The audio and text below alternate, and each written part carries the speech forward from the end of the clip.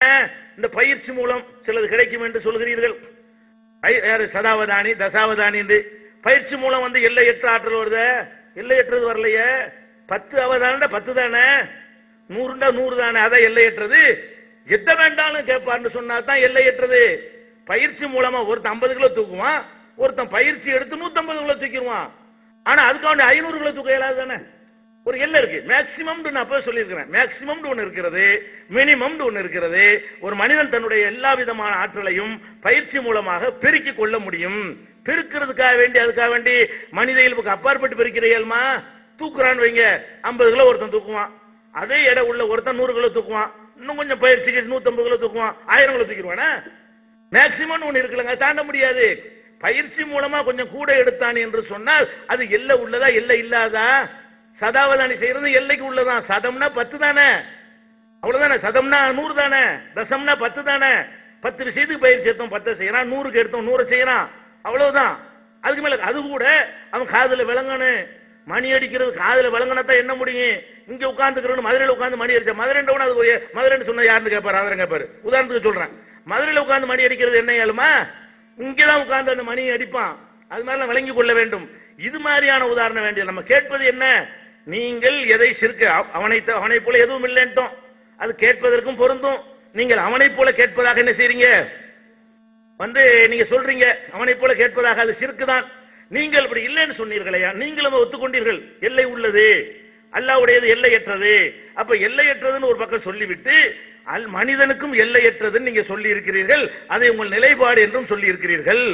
அப்ப நீங்க இதுக்கு ஆதாரம் காட்டுங்க.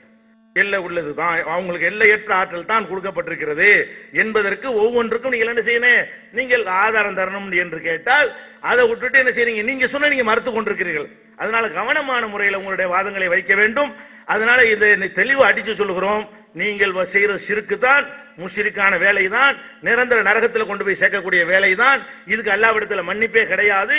அல்லாஹ்வுடைய இடத்துல ஒரு கடுகளவு ஒரு மாற்றம் செஞ்சாலும் சரி அல்லாஹ்ட்ட மாட்டிக்கிறோம்.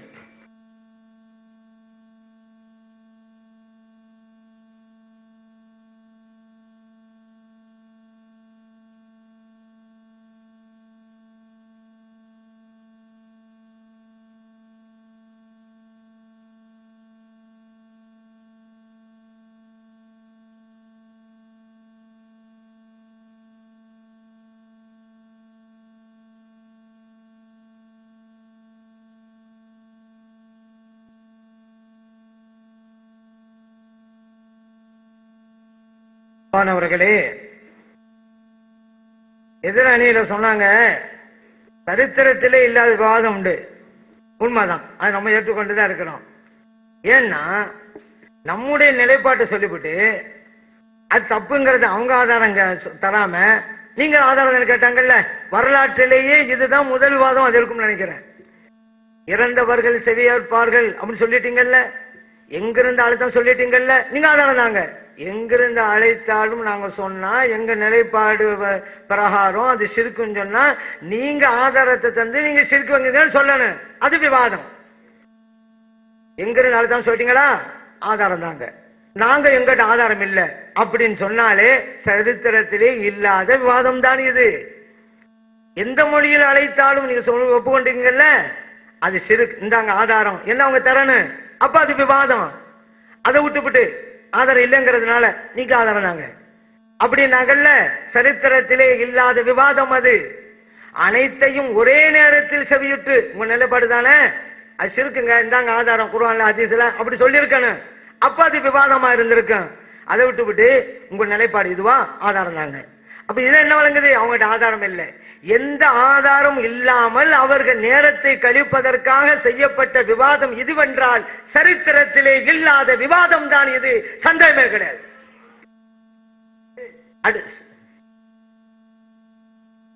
அடுத்து இன்னொரு விஷயம், நீங்க எதுவும் கவலைப்பட வேணாம். நம்ம அணியர் நம்மளுடைய நேரத்தை வேஸ்ட் பண்றாதீங்க. ஏன்னா அது பல காரணம் இருக்குன்னு சொல்லி தரேன். சரி, அடுத்ததாக நம்ம பல்வேறு குற்றச்சாட்டுகள் வச்சோம். நீங்க சிறுக்கில் இருக்கீங்க, தமிழ்நாடு தௌஹீத் ஜமாத் பச்சை சிறுக்கில் இருக்கிறது, கிறிஸ்தவ கலாச்சாரத்தில் இருக்கிறது, பிரமத கலாச்சாரத்தில் இருக்குது. ஒன்றரை இரண்ட நிறைய சொன்னோம், இல்லைன்னு இதுவரைக்கும் மறுக்கலைங்கிறது மூலமாக நாங்க கிறிஸ்தவ கலாச்சாரத்தில் இருக்கிறோங்கிறத தமிழ்நாடு தௌஹீத் ஜமாத் ஒப்புக்கொண்டுட்டாங்க.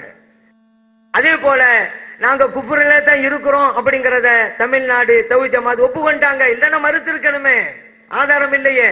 நம்ம குற்றச்சாட்டு வைக்கிறோம், மறுக்கல, ஒப்புக்கொண்டாங்க. ஆனா நம்மை ஷிர்க் செய்யக்கூடியவர்கள் சொன்னாங்க, எந்த ஆதாரம் இல்லாம தவிக்கிறாங்க, சரித்திரத்தில் இல்லாத விவாதத்தை தான் அவங்க நடத்திக்கிட்டு இருக்காங்க அப்படிங்கறத நம்ம இது மூலம் புரிந்து கொள்றோம்.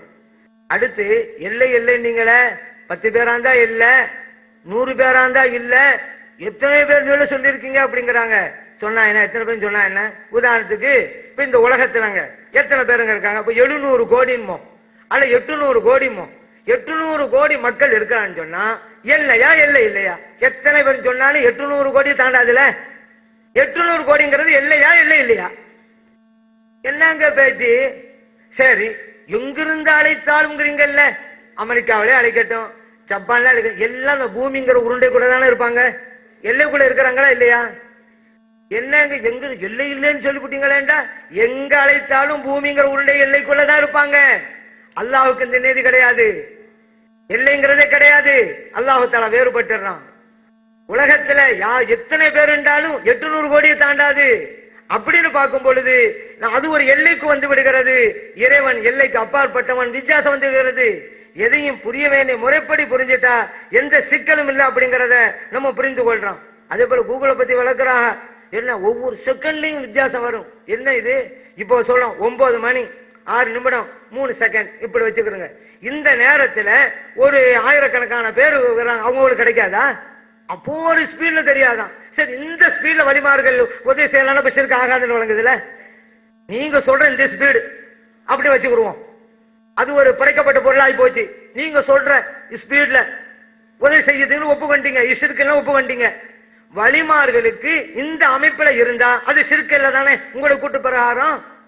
அப்புறம் நீங்க இது மட்டும் கூட கூடங்கிறீங்க. இதோட படைக்கப்பட்ட ஒரு பொருளுக்கு இருக்குன்னு சொல்லக்கூடியவங்க அதே அமைப்புல ஒரு வழியுள்ளாக்கு இருந்தா மட்டும் ஷிர்க்னு ஏன் சொல்ல வரீங்க? அது இருக்குமா இருக்காதாங்க நிலை வேற. ஷிர்க்குங்கிற எப்படி கொண்டு வரீங்க? ஷிர்க்குன்னு சொன்னா அந்த கூகுள் வெப்சைட்டுக்கு ஷிர்க்குன்னு பத்தாவ கொடுங்க, இல்லைன்னா தூக்க முடியாது. அதனால ஒரு நிலைப்பாடு, அப்ப நிலைப்பாடு யார்கிட்ட இல்லைங்கிறது தெரியுது. ஆதாரம் இல்லைங்கிறதுனால அப்படி இப்படி சொல்லிக்கிட்டே இருக்கிறாங்க. இப்போ அதே போல சொன்னாங்க, தசாவதானி அப்படி இருக்கிறாரு, தசாவதானி இருக்கிறாரு, அதெல்லாம் ஒரு எல்லை, ஒரு 10ங்க 100ங்க, இதுக்கு 100 1000 லட்சம் தான் வித்தியாசம். இதைத்தாங்க அப்படின்னு கேட்கிறோம். 100ண்டா ஷிர்க் இல்ல, 1000 ஷிர்க்குண்டா என்ன ஆதாரம் தாங்க? இதான காலையில கேட்கிறோம். நீங்க முடிவு பண்ணுவீங்களா? 100 இருந்தா பரவாயில்ல, ஷிர்க் இல்ல, 1000 இருந்தா ஷிர்க். நீங்க முடிவு பண்ணுவீங்களா? இந்த அதிகாரத்தை உங்களுக்கு யாருக்கு இருந்தது? அதைத்தான் காலையில கேட்கிறோம். எப்படி முடிவு பண்றீங்க? இது குறிப்பிட்ட எல்லை 10 100 1000 குறிப்பிட்ட எல்லை தான். எத்தனை பேர் இந்த பூமி உருண்டை என்றாலும் 800 கோடி குறிப்பிட்ட எல்லை தான். அல்லாஹ் தஆலா எல்லை விட்டும் தாண்டியவன். அல்லாஹ் வேறு, அல்லாஹ்வுடைய படைப்பு வேறு. அப்ப தெளிவாக நம்ம சொல்லிக்கிட்டு தான் இருக்கிறோம். இது மாற்றமான நிலைப்பாடுங்கிறதே இல்ல, இறைவனால் வழங்கப்படுகிறதுங்கிறத காலையிலும் சொன்னோம், இன்னைக்கும் சொன்னோம்.